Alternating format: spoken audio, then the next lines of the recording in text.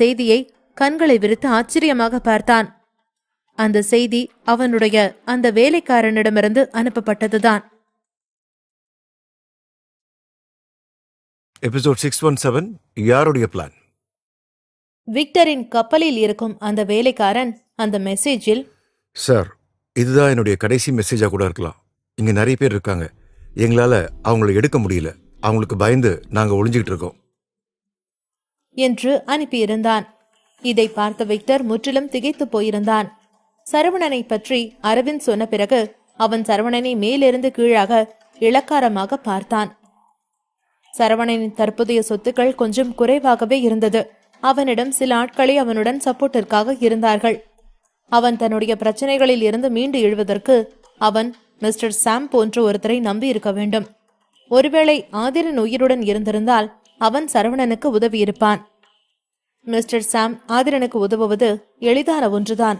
ஆனால் சரவணனின் எதிரிகளின் எண்ணிக்கையும் அந்த அளவுக்கு அதிகமாக இருந்ததனால் சரவணனுக்கு உதவுவது மிகவும் கடினமானதாக இருந்தது. மனதிற்குள் எதையோ நினைத்தவன் திடீரென்று மிஸ்டர் சாமை பார்த்து, மிஸ்டர் சாம், அந்த கப்பல்ல அத பண்ணது நீங்க தானே? உங்களை தவிர வேற யாராலையும் இதை செஞ்சிருக்க முடியாது. கண்டிப்பா இதை சரவணன் செஞ்சிருக்க முடியாது. என்னோட கணிப்பு சரியா இருந்தா நீங்க இங்க இருந்துகிட்டே அங்க அந்த வேலையை பார்த்திருக்கீங்க என்று சொல்லி சந்தேக பார்வையில் பார்த்தான். ஆக்சென்கோ இன்டர்நேஷனல் என்டர்பிரைசஸ் எங்க கிட்ட இருந்து பிடுங்கிறதுக்கு உங்களுக்கு எவ்வளவு தைரியம் இருக்கணும் என்று சாம் கோபமாக பேசி வேகமாக எழுந்து நின்று தன் முழு பலத்தையும் பயன்படுத்தி உடலை விரித்தார். அவர் அப்படி செய்ததும் அவருடைய உடம்பில் கட்டியிருந்த அத்தனை கயிறுகளும் அவிழ்ந்து கீழே விழுந்தது. சாம் எழுந்து நின்றதும் கட்டி வைத்திருந்த கயிறுகள் கீழே விழுந்ததை பார்த்து விக்டர் அதிர்ந்து போனான். விக்டர் திரும்பி தன்னுடைய ஆட்களை பார்த்து, இவரை யாரும் கட்டி போடலையா? நான் உங்ககிட்ட என்ன சொன்னேன்? இவ்வளவு பெரிய ஆளா வளர்ந்திருக்கீங்க, கயிறை இழுத்து கட்ட தெரியாத என்று கத்திக்கொண்டு பக்கத்தில் நின்று கொண்டிருந்த சாமை கோப கண்களுடன் பார்த்தான். சாம் எதுவும் சொல்லாமல் விக்டரை கேலியாக பார்த்து, நான் இந்த பிளானை எக்ஸிக்யூட் பண்ணலன்னா நீ உன்னோட ஃபேமிலியில இருந்து வெளியில வந்திருக்க மாட்டேன். உன்னை தூண்டி விடுறது எனக்கு ரொம்ப கஷ்டமான விஷயமா தான் இருந்துச்சு. ஆனா என்னோட பிளான்ல நான் ஜெயிச்சு இவ்வளவு தூரம் வர்றதுக்கு என்னோட விரல்களை இழக்க வேண்டியதா போயிடுச்சு என்று நக்கலாக சொன்னார். விக்டர் அவர் சொன்னதை கேட்டு, இது என்னோட பிளான் அப்படின்னு நினைச்சேன். பட் இது உங்க பிளானா? இது எனக்கு தெரியாம போச்சு. ஆனா நீங்க இப்படி என்ன ஜெயிச்சிட முடியும்னு நினைக்கிறீங்களா என்று கேட்டான். ஆமா, நான் தான் பண்ணேன். இது எல்லாத்தையும் நான் தான் பண்ணேன். என்னோட பிளான்ல நான் நினைச்ச மாதிரியே நீயும் வந்து சிக்கிக்கிட்ட. நீயும் எங்களோட ஆக்சென்கோ கம்பெனியை எங்ககிட்ட கொடுத்துட்டு போயிடு. அதுதான் உனக்கு நல்லது என்று சாம் விக்டரை மிரட்டினான். அவர் சொன்னதை கேட்ட விக்டர், என்னது, கம்பெனிய உங்ககிட்ட கொடுக்கணுமா? அது இப்ப என்னோட கம்பெனி, அது என்கிட்ட தானே இருக்கணும். நீங்க எல்லாரும் சேர்ந்து என்ன பிளான் பண்ணாலும் உன்னோட சரவணன் கொஞ்ச நேரத்துல செத்து போயிடுவான். அவனுக்கு அப்புறம் நீதான் என்று சொல்லி தன் கையில் வைத்திருந்த கத்தியால் அவரின் விரல்களை மறுபடியும் வெட்டினான். இந்த முறை முன்பை விட மிக அதிக வேகமாக வெட்டினான். அதனால் அவர் வழியில் துடிதுடித்தார். அவருடைய கைகளும் மிகவும் மோசமாக நடுங்கியது. விக்டரிடம் பேசும்போது வந்த கோபமும் வேகமும் ஒரு நொடியில் சட்டென்று மறைந்தது. விக்டர் அவரை பார்த்து ஏளனமாக சிரித்துவிட்டு, வாங்க எந்திரிங்க. எங்க போச்சு உங்களோட வேகம், கோபம் எல்லாம்? ஏதோ டயலாக் எல்லாம் பேசுனீங்களே, மறுபடியும் பேசுங்க பாப்போம். என்ன சொன்னீங்க? நீங்க போட்ட பிளானா? நான் உங்களுக்கு பயந்து என்னோட ஃபேமிலியை விட்டு வெளியே வரலன்னு நினைக்கிறீங்களா? நீங்க ரொம்ப அதிகமாக தான் யோசிக்கிறீங்க. நான் என்னோட எனர்ஜியை இந்த மாதிரி சில்லியான விஷயத்துக்கெல்லாம் யூஸ் பண்ண மாட்டேன் என்று திமிராக சொன்னான். அவன் சொன்னதை கேட்ட சாம், ஏய் விக்டர், நீ ரொம்ப தப்பு பண்ற. நான் உன்னை கொல்லணும்னு நினைச்சேன்னா அந்த கடவுளால கூட தடுக்க முடியாது என்று மறுபடியும் கோபமாக கூறினார். வாங்க கொல்லுங்க, நான் வேணான்னு சொல்லலையே. உங்களால இங்க இருந்து எழுந்திருக்க முடியுமா என்று சொல்லி நக்கலாக சிரித்தான். நீங்க ஜெயிக்கணும் அப்படிங்கிறதுக்காகவும் சாதாரணமான ஒரு கம்பெனிக்காகவும் உங்க ஃபேமிலிய நீங்க விட்டு கொடுக்க ரெடியா இருக்கீங்களா? அவங்கள இழக்க ரெடியா இருக்கீங்களா? உங்க குடும்பத்தோட எல்லா டீடைல்ஸும் என்கிட்ட இருக்கு. நீங்க யாருக்கும் தெரியக்கூடாதுன்னு பொத்தி பொத்தி வச்ச விஷயம் எல்லாம் எனக்கு தெரியும். நான் நினைச்சா உங்க ஃபேமிலிய என்ன வேணாலும் பண்ணலாம். நீங்க இப்ப கூட என்ன நம்ப மாட்டீங்கன்னு எனக்கு தெரியும். நீங்க நம்புறதுக்காக நான் என்ன பண்ணட்டும்? சரி, ஓகே. நீங்க முன்னாடி நரகத்துக்கு போங்க. உங்களை பார்க்க பின்னாடி அவங்கள நான் அனுப்பி வைக்கிறேன் என்று அரக்கத்தனமாக பேசினான். விக்டர் இரக்கமில்லாமல் பேசியதை கேட்ட சாம் ஆச்சரியமாக கண்களை விழித்து அவனை பார்த்தார். என்னோட மனைவியை பத்தி எந்த விஷயமும் இல்ல. என் மக எங்க இருக்கிறா, என்ன செய்யறா அப்படின்றதும் தெரிஞ்ச விஷயம்தான். அந்த விஷயம் விக்டருக்கு எப்படி தெரிஞ்சிருக்கும் என்று மனதில் நினைத்து கொண்டார். அவர் நினைத்து கொண்டிருக்கும் போதே விக்டர் மேலும் பேச ஆரம்பித்தான். இனிமே ஆக்சன்கோ இன்டர்நேஷனல் என்டர்பிரைசஸ் கம்பெனி என்னோட கட்டுப்பாட்டில் தான் இருக்கும். எங்க ஃபேமிலியோட பேர்ல தான் அது ரன் ஆக போகுது. சிட்டாடல்ல இருக்கிற எங்களோட இன்னொரு கம்பெனி இந்த பொறுப்பை ஏத்துக்கிறதா இருக்காங்க. நீங்க எங்களுக்கு சப்போர்ட் பண்ணி எங்களுக்கு கீழே ஒரு அடிமையா வாழ்றதா இருந்தால் உங்களை நான் இங்க இருந்து உயிரோடு அனுப்புறேன். உங்களோட ஃபேமிலிய நான் எதுவும் பண்ண மாட்டேன். நீங்க அதுக்கு தயாரா இல்லை அப்படின்னா உங்களோட சேர்த்து உங்க குடும்பத்தையும் நான் நரகத்துக்கு அனுப்பி வைக்கிறேன். எல்லாரும் ஃபேமிலியா நரகத்துக்கு போங்க. யாருக்கும் கிடைக்காத பெரிய பாக்கியத்தை நான் உங்களுக்கு கொடுக்கிறேன் என்று மறுபடியும் இரக்கமில்லாமல் வார்த்தைகளை கொட்டினான். எவ்வளவு பெரிய பலமான எதிரிக்கும் பயப்படாத அளவிற்கு வலிமையான ஒரு மனிதன் சாம்.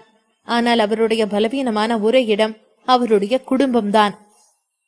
உனக்கு கீழே நான் அடிமையா வாழணுவா என்று அவன் சொன்னதை கொஞ்சம் கூட யோசிக்காமல் சட்டென அவனுக்கு பதில் கொடுத்தார். நீங்க அதுக்குள்ள யோசிச்சிட்டீங்களே. நான் உங்களுக்கு டைம் கொடுக்கலாம் அப்படின்னு நினைச்சேன் என்று கிண்டலாக விக்டர் சொன்னான். அவன் சொன்னதை கேட்டு சாம் சிரித்துவிட்டு, நீ ரொம்பவே திமிரு பிடிச்சவன் தான். அவங்க எல்லாரும் என்னோட ஃபேமிலி. அப்போ அவங்க எப்படி சாவுக்கு பயப்படுவாங்க? அவங்க உடம்புல ஓடுறது என்னோட ரத்தம். என்ன மாதிரி தான் அவங்களும் இருப்பாங்க என்று வீரமான வார்த்தைகளை சொல்லிவிட்டு சாம் தன் ஆடைகளை கிழித்தார். அவர் உடல் முழுவதும் இருந்த தசைகள் இறுக்கமாக இருந்தது. வயதாகிவிட்டாலும் அவர் இன்னும் லட்சியமாகவும் போராடும் குணத்தையும் கொண்டிருந்தார். அவர் விக்டரிடம் சரணடைய தயாராக இல்லை. விக்டரும் அவனுடைய ஆட்களும் தன்னை கொடுமைப்படுத்துவதை அவரால் பொறுத்து கொள்ள முடியவில்லை. எபிசோட் 618 கெட்ட செய்தி. சாம் விக்டரிடம் தன்னுடைய உடலில் கையை வைத்து, பார், என் உடம்புல இருக்கிற ஒவ்வொரு காயத்தையும் பார். இது வெறும் காயம் மட்டும் கிடையாது. இதெல்லாம் தான் என்னோட வெற்றி. ஒவ்வொரு காயத்தோட அடையாளமும் என் உடம்புல மட்டும் இல்ல, என் மனசுலயும் இருக்கு, என் உயிர்லயும் கலந்து இருக்கு. நீ பலமான ஆள் தான். வா, என் கூட நின்னு என்னை ஜெயிச்சு காட்டு. அப்போ நீ பலமான ஆள்னு நான் ஒத்துக்கிறேன். எனக்கு சாவ நினைச்சு பயம் கிடையாது. உனக்கு பயம் இருக்கா இல்லையான்னு எனக்கு தெரியாது.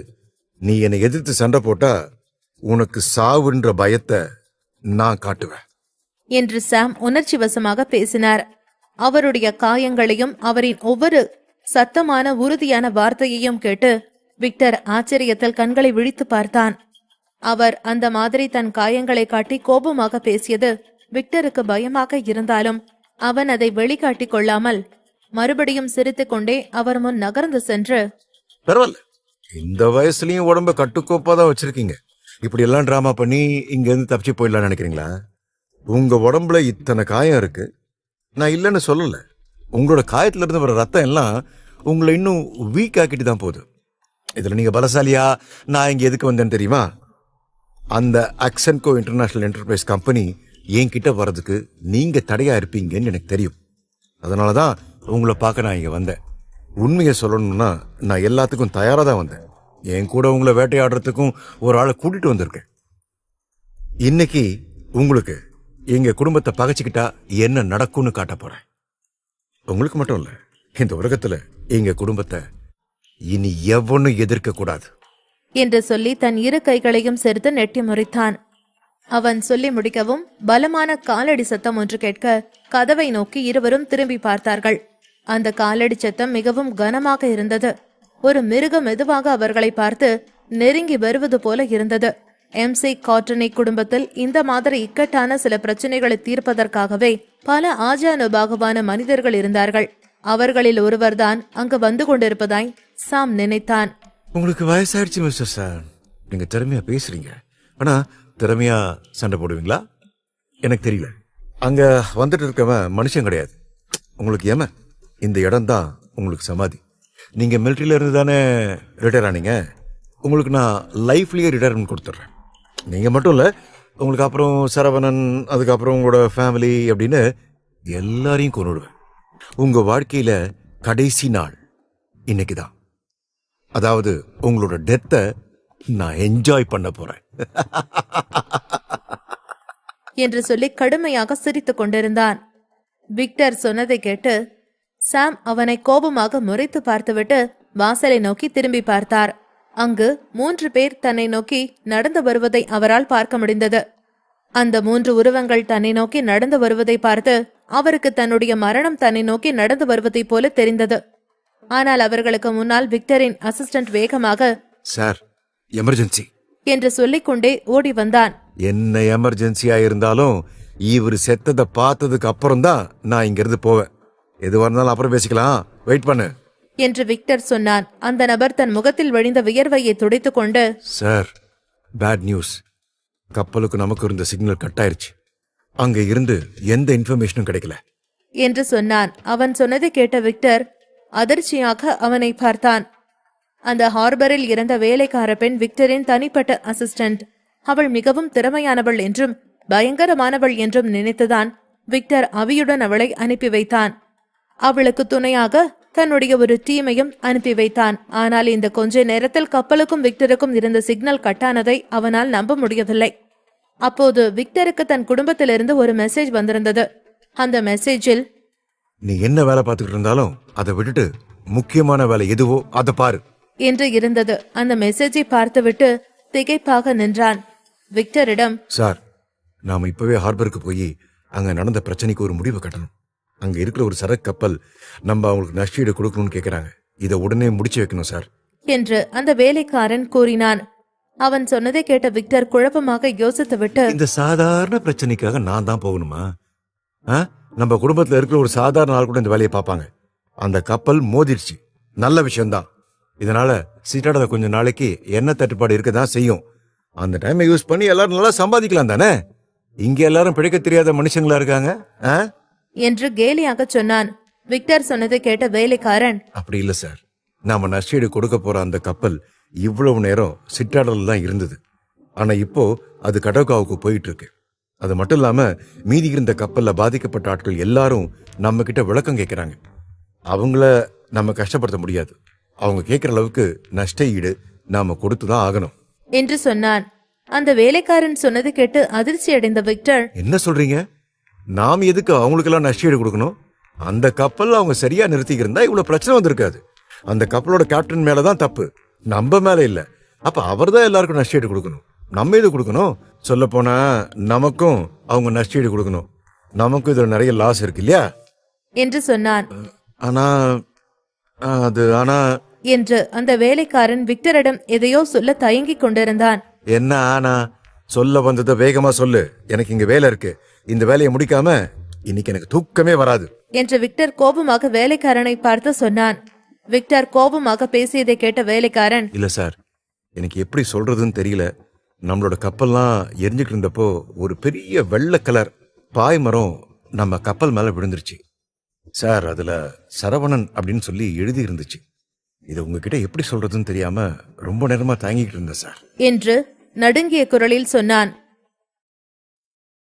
எபிசோட் 619, தப்ப ஒத்துக்கிறியா? சர்வன்டின் முகத்தில் அதிகமான பதட்டத்தை பார்க்க முடியுமாக இருந்தது. சொல்ல வேண்டியதை சொன்னதும் அப்படியே விக்டரின் முகத்தை ஏறிட்டு பார்த்து கொண்டிருந்தான். விக்டரோ அந்த சர்வன்ட் சொன்னதை கேட்டு கடும் அதிர்ச்சியில் இருந்தான். MC காட்டனி ஃபேமிலியையே மிரட்டும் அளவிற்கு ஒருத்தனுக்கு தைரியம் இருக்கிறது என்பதையே அவனால் நம்ப முடியவில்லை. அவனுக்கு அது ஒரு பேரதிர்ச்சிதான். யோசிக்க யோசிக்க அவனுக்கு இன்னும் குழப்பமாக இருந்தது. எல்லாவற்றையும் விட இது அனைத்தையும் அந்த ஆள் மிக பக்காவாக பிளான் போட்டு செய்திருப்பது தெளிவாக தெரிந்தது. அந்த ஆளு ஒரு மாஸ்டர் மைண்டா இருக்கிறான் என்று யோசித்தான். அப்படியான ஒருத்தனை பார்க்கவே அவனுக்கு ஆர்வம் அதிகரித்துக் கொண்டு போனது. வீரம் மிக்க எதிரியை விடவும் புத்திசாலியான எதிரிதான் அதிகம் பயங்கரமான எதிரி. சார், அதோட இன்னொரு விஷயம், மெக்கர்ட்னி ஃபேமிலி இப்பதான் இன்னொரு விஷயத்தையும் சொன்னாங்க. அதாவது சப்ளையர் கிளைண்ட் கிட்ட போய் இந்த தடவை ஏற்பட்ட இந்த லாஸுக்கு பே பண்ணலாம்னு சொன்னா இதுக்கப்புறம் எந்த ஒரு க்ரூட் ஆயில் சப்ளையும் பண்ண மாட்டோம்னு சொல்லியிருக்காங்க என்று தனக்கு கிடைத்திருந்த இன்னும் ஒரு செய்தியை விக்டரிடம் ரிப்போர்ட் பண்ணினான் அவனது சர்வன்ட். அதை கேட்டதும் விக்டர் இன்னும் மொத்தமாக ஆடிப்போனான்.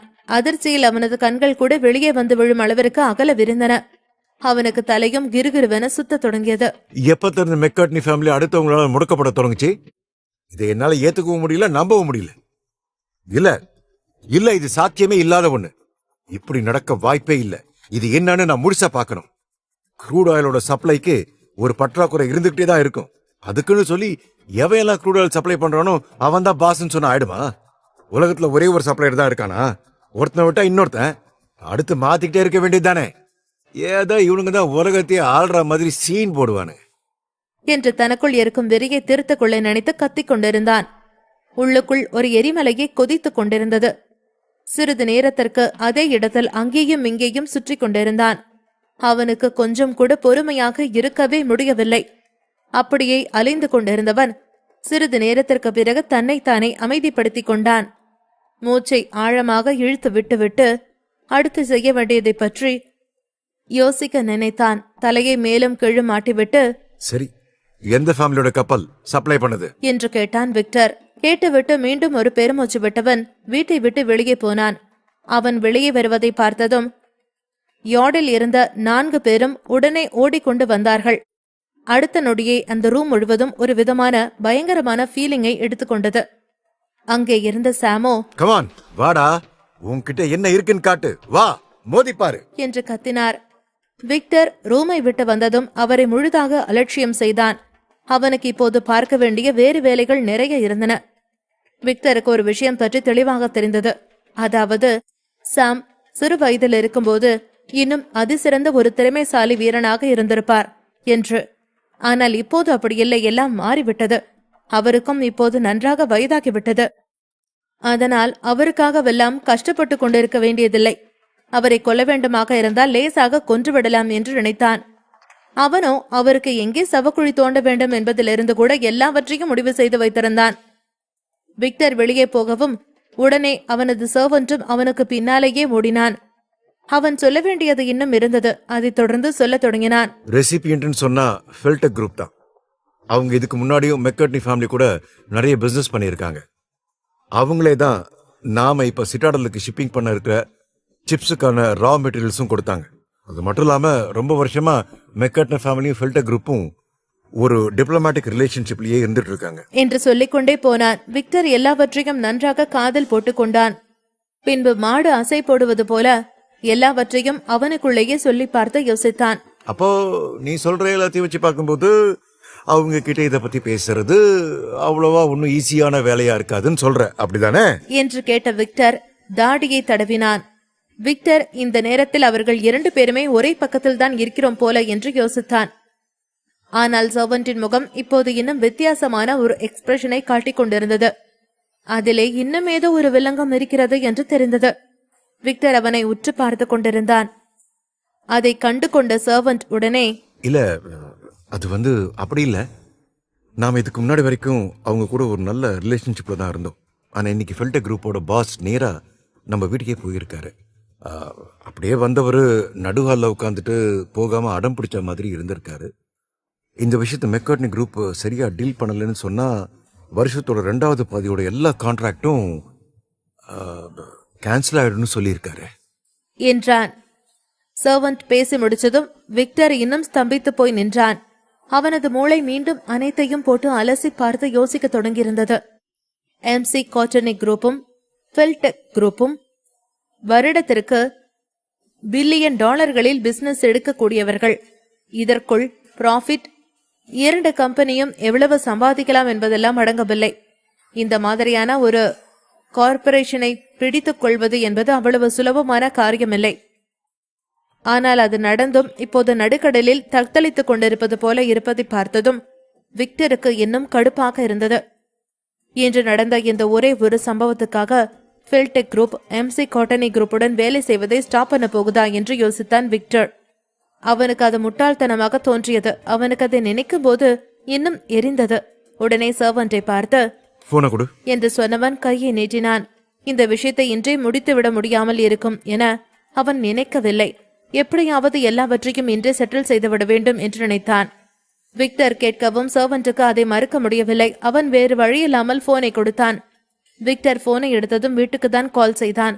அவன் எடுத்த காலை அட்டன் பண்ணி பேசியது அவனது அப்பா ஹைடன்.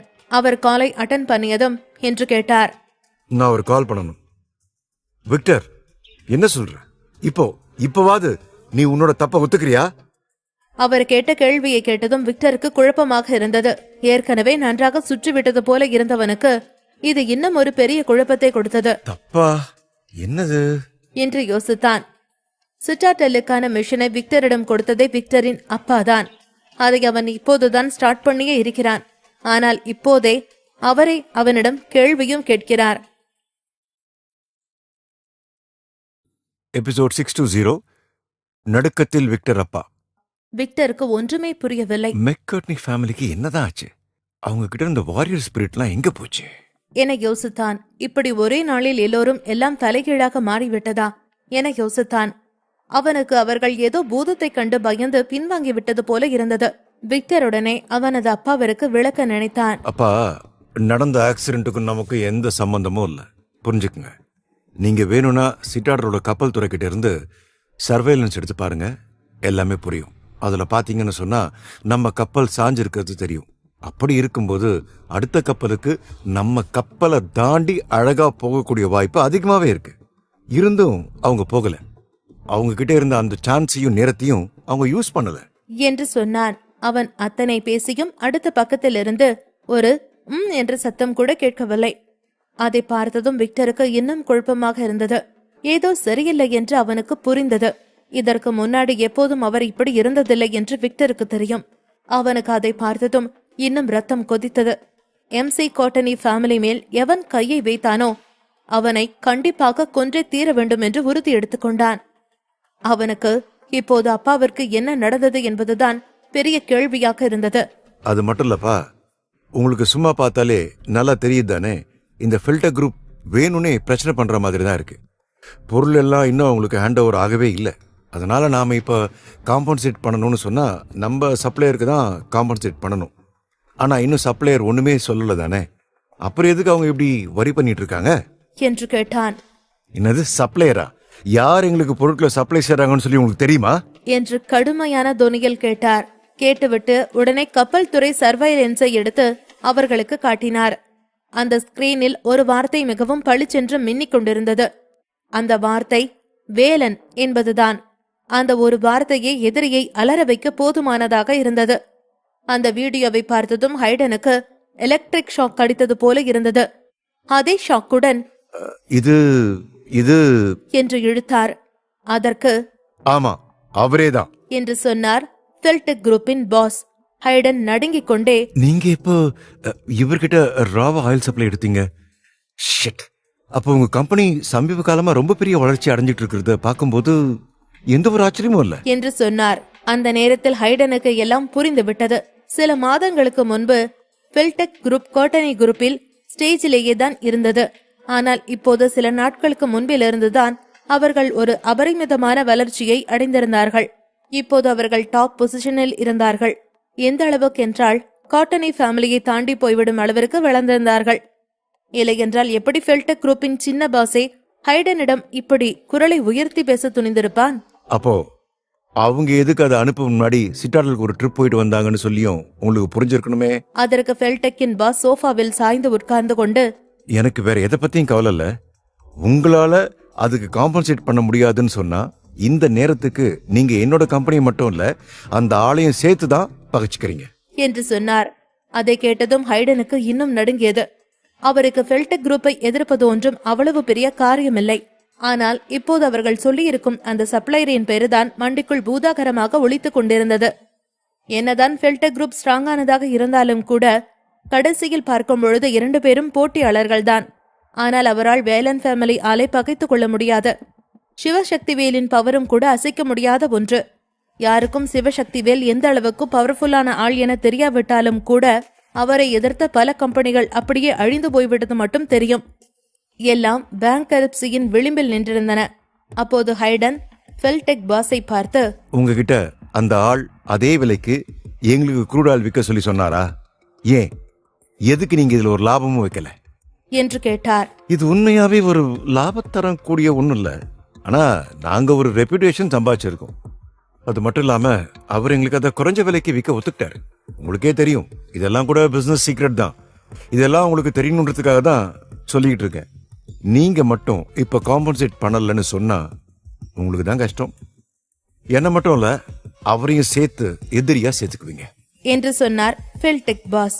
அவர் சொல்வது எல்லாமே ஹைடனுக்கு நன்றாகவே புரிந்தது. ஆனால் எப்பொழுது ஒரு ஹோக்சிய ஆளால் தான் மிதிக்கப்பட்டு தொடங்கினேன் என்பதுதான் அவருக்கு பெரும் கேள்விக்குறியாக இருந்தது. அவருக்கு விஷயம் ஒரு பெரிய தலையடிதான். ஆனால் அவருக்கு வேறு வழி இல்லை. காம்பன்சேட் பண்ணிதான் ஆக வேண்டும். எல்லாவற்றையும் விக்டரிடம் சொன்ன ஹைடன், இப்போ உனக்கு இதனோட முக்கியத்துவம் புரிஞ்சுதா என்று கேட்டார். அதை கேட்டதும் விக்டர் சிலையாகி நின்றான். ஆனாலும் அவனுக்கு அவர்கள் சொன்னது போலவே செய்ய இஷ்டம் இருக்கவில்லை. அப்பா, இப்போதைக்கு நீங்க உங்க கேக்குறதுக்கு ஒத்துக்குங்க என்று சொன்னான் விக்டர். அதை கேட்டதும் கோபமான ஹைடன், நீ என்ன பண்ண போற என்று கேட்டார். அவருக்கு அவன் மீண்டும் அவனது அவசர புத்தியில் ஏதாவது செய்துவிட்டு இன்னும் ஒரு 7:30 கூட்டி விடுவானோ என்று பயமாக இருந்தது. சிவசக்திவேலின் பெயரை கேட்டதும் தான் இன்னும் நடுக்கம் கூடியிருந்தது. இனிமேல் எதுவாக இருந்தாலும் கண்ணிவெடி இருக்கும் காட்டில் நடப்பது போலதான் மிக கவனமாக இருக்க வேண்டும் என்று நினைத்தார். அதனாலே இப்போது விக்டர் இப்படி தொழுவதை பார்க்கும்போது இன்னும் நடுக்கமாக இருந்தது. அவர் இங்கே கோபத்தில் இருக்க, விக்டரோ மிக சாதாரணமாக, அப்பா கூல் டவுன் அப்பா, எல்லாம் எனக்கு தெரியும். என்ன, அந்த ஆள் ரொம்ப மோசமானவர், பயங்கரமானவர். மோதினா நாம தான், நமக்கு தான் பலத்தை அடி விழும். இது எல்லாத்தையும் தானே சொல்ல வந்தீங்க? எனக்கு அதெல்லாம் தெரியும் தான். ஆனா அந்த ஆள் என்னதான் அவ்வளோ சக்தி வாய்ந்த ஆளா இருந்தாலும் கூட அந்த ஆள் சிட்டாடலுக்கு வர மாட்டாராமே. அதுக்கு அவர்கிட்ட தைரியம் இல்லைன்னு சொல்லி சொல்றாங்க. அதனாலதான் போல அவரோட ரிசோர்சஸ் எல்லாம் பறந்து போய் கிடக்குது. அவருக்கு திரும்பி வர தைரியம் இல்லைன்னு சொன்னா எதுக்கு சும்மா ஏதோ பெரிய இவன் மாதிரி சீன் போட்டிருக்காரு என்று மிக இளக்காரமாகவும் திமிராகவும் பேசினான். அவனுக்கு இன்னும் கூட இந்த விஷயத்தின் சீரியஸ்னஸ் புரியவில்லை போல. விக்டர் சக்திவேலை பற்றி தெரியாமல் திமிராக பேசிக் கொண்டிருக்க ஹெய்டனுக்கு கோபமாய் வந்தது. நடக்கும் சூழலை புரிந்து கொள்ளாமல் பேசிக் கொண்டிருக்கிறானே என்று நினைத்தார். விக்டருக்கு எதை பற்றியும் கவலை இல்லை. தம்மால் எதையும் வென்றிட முடியும் என்ற மிதப்பில் பேசிக் கொண்டிருந்தான். விக்டர், தேவையில்லாம பிரச்சனையை இழுத்து போட்டுக்காது. யார்கிட்ட பிரச்சனை பண்ணலாம் பண்ணக்கூடாதுன்னு உனக்கு இன்னும் தெரியல. நாம பெரிய ஆளா வேணும்னா இருக்கலாம், ஆனா நம்ம பகைச்சிக்க கூடாத ஆளுங்க இன்னும் சிலர் இருக்காங்க. அவங்கள பகைச்சிக்கிட்டா நம்ம குடும்பத்துக்கே அது நல்லதா இல்லாம போயிடும் என்று தன் மகனை கண்டித்தார் ஹெய்டன். ஆனால் விக்டர் அவரின் பேச்சிற்கு மதிப்பு கொடுக்கும் எண்ணத்தில் இல்லை. அவன் இதை ஒரு பொருட்டாக கூட மதிக்கவில்லை. அப்பா, நீங்க இன்னும் அந்த காலத்திலேயே இருக்கீங்க. இப்ப இருக்கிற காலம் வேற. அந்த சக்தி வேலால சிட்டாடலுக்கே வர முடியல. அவன் அதுக்கே பயந்திருக்கான். இதுல அவனால என்னை எதிர்க்க முடியுமா? அதுவும் இல்லாம நம்ம இன்டெலிஜென்ஸ் கிட்ட ரொம்ப முக்கியமான விஷயம் ஒண்ணு சிக்கி இருக்கு. அதை நீங்க மறந்துடாதீங்க. அந்த சக்தி வேலுக்கு ஒரு பையன் இருக்கான். அவன் பேரு சரவணன். இதுக்கு முன்ன அவன் கோஸ்ட் டவுன்ல இருந்தான். இப்ப அவன் சிட்டாடல்ல இருக்கான். அந்த அபிநயாவை நான் ஏன் என் கூட கூட்டிட்டு வந்தேன்னு தெரியுமா உங்களுக்கு? ஏன்னா சரவணன் உயிருக்கு உயிரா ஒருத்தைய லவ் பண்றான். அவளோட ஒரே பெஸ்ட் ஃப்ரெண்டு இவ தான். ஆனா இவளுக்கு சரவணன் மேல ஒரு கண்ணு. ஆனா இனிமே அவ சரவணன் பக்கம் போக மாட்டான். அதுக்கு தான் நான் இங்க இருக்கனே. அவ வயித்துல வளர்ற குழந்தை யாரோட வேணாலும் இருக்கலாம். ஆனா எனக்கு அதை பத்தி கவலை இல்லை. இனிமே இந்த அபிநயா எனக்கு தான் சொந்தம். இவளை வச்சுதான் அந்த சரவணனையும் அவன் அப்பா சக்தி வேலையும் நான் உண்டு இல்லாம ஆக்க போறேன். கண்டிப்பா இவளுக்காக அந்த சரவணன் என்ன வேணாலும் பண்ணுவான். அந்த சரவணனை இவன் முன்னாடி கொன்னு நான் தான் இனி இவளுக்கு எல்லான்னு காட்டுவேன். என்னை தவிர அவ யாரையும் பார்க்க கூடாது. இவளை என் கண்ட்ரோல்ல வச்சு சக்திவேல் குடும்பத்தையே ஒரு வழி பண்ணுவேன். தாரிக்காவுக்காக சரவணன் இவளை தேடி வருவான்.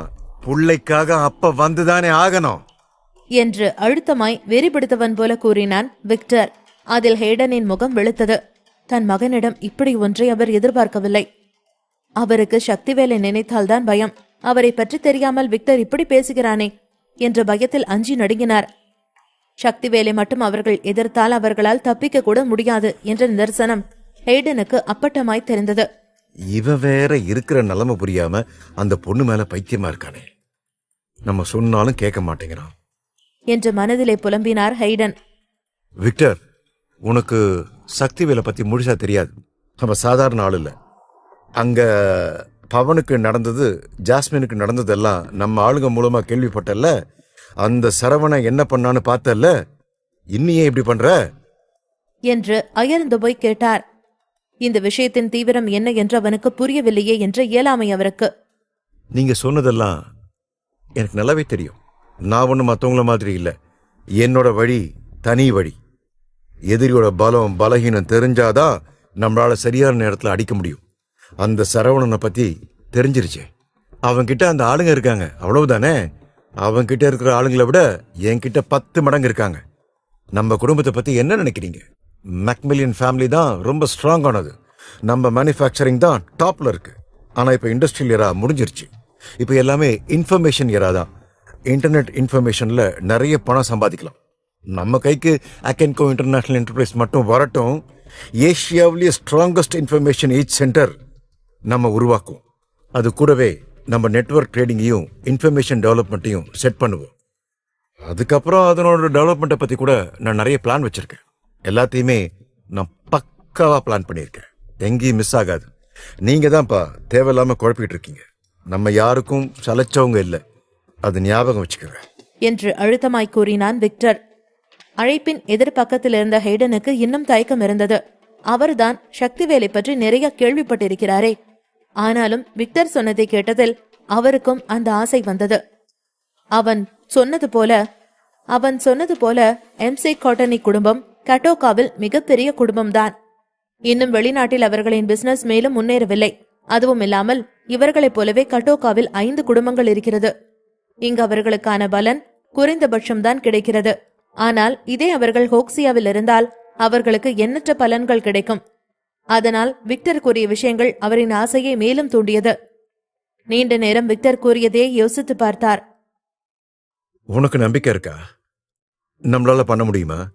ஏன்னா சக்திவேலை ஒரு தடவை எதிர்த்துட்டோம்னா ஒண்ணு அவன் சாகணும், இல்ல நாம சாகணும். அதான் நிலைமையா இருக்கும் என்றார் ஹைடன்.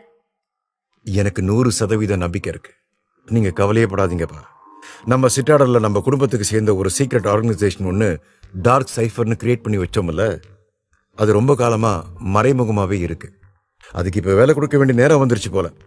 அங்க இருக்கிற ஆளுங்களை நமக்கு வேணுங்கிற அளவுக்கு நாம யூஸ் பண்ணிக்கலாம். நான் உங்களுக்கு ஆர்டர்ஸ் கொடுக்க போறேன். இப்போ விட்டா நமக்கு வேற நல்ல சான்ஸும் இல்லை என்றான் விக்டர். அதில் சம்மதமாய் தலையசைத்தார் ஹைடன். அவருக்கும் இப்போதுதான் சிறு நம்பிக்கை பிறந்தது போல இருந்தது. தன் மகனை நம்பி இதில் இறங்க தயாரானார். சரி, நாம் இதை பண்ணுவோம். நீயும் கவனமாவே இரு, எல்லாத்துக்கும் ரெடியாரு. நான் போய் அந்த சக்தி வேலை பார்க்கறேன். மற்றவங்க சொல்லிக்கிட்ட மாதிரி அந்த ஆளு அவ்வளோ பவர்ஃபுல்லானு நேரில் பார்த்து கன்ஃபார்ம் பண்ணிக்கிறேன். சொந்த ஊருக்கே திரும்பி போக பயப்படுற ஆளை போய் எப்படி மற்றவங்க பெரிய ஆள்னு சொல்லி பயப்படுறாங்க பார்க்குறேன். என்ன மாதிரியான ஆள் அவன். அதுவும் இல்லாமல் நம்ம குடும்பம் ஒன்றும் க்ரூட் ஆயிலுக்கு பஞ்சமா இல்லை என்றார் ஹைடன். பயந்திருந்தவரையும் மூளை செலவை செய்து அவனைப் போல் மாற்றிவிட்டான் விக்டர். இதை கேட்டதும் லேசாய் சிரித்தான் விக்டர். அழைப்பை துண்டித்தவனுக்கு இன்னும் நம்பிக்கை அதிகமாயிருப்பது போல இருந்தது. உடனே அவனின் அசிஸ்டன்ட் பக்கம் திரும்பியவன், உடனே சிட்டாடல்ல இருக்கிற டார்க் சைஃபரை ஆக்டிவேட் பண்ணு என்று கட்டளையிட்டான். இதை கேட்டதும் அந்த அசிஸ்டன்ட் தான் இன்னும் மகிழ்ச்சியில் துள்ளினான். ஓகே பாஸ் என்று சம்மதமாய் தலையசைத்து அவன் சொன்னதை செய்ய சென்றான். அதன் பின் திரும்பிய விக்டர் அவனின் விழிகள் அந்த அறையை வெறித்தது. கொலை வெறியுடன் அந்த இடத்தை பார்த்தான். சாம், ரொம்ப வருஷமா வாழ்ந்துட்டல்ல, நீ சாக வேண்டிய டைம் வந்துருச்சு. என்னாலதான் உனக்கு சாவு. இன்னைக்கே உன் கதையை முடிக்கிறேன் என்று தனக்குள்ளே சொல்லிக் கொண்டான் விக்டர். அதன் வழியில் வரும் ஒவ்வொருத்தரையும் கொன்று போடும் வெறியில் இருந்தான். ஆக்ஸ்னோ இன்டர்நேஷனல் என்டர்பிரைசஸை வைத்து அவ்வளவு திட்டம் போட்டிருக்கிறான். குறுக்கே சாம் வந்தால் விட்டு விடுவானா?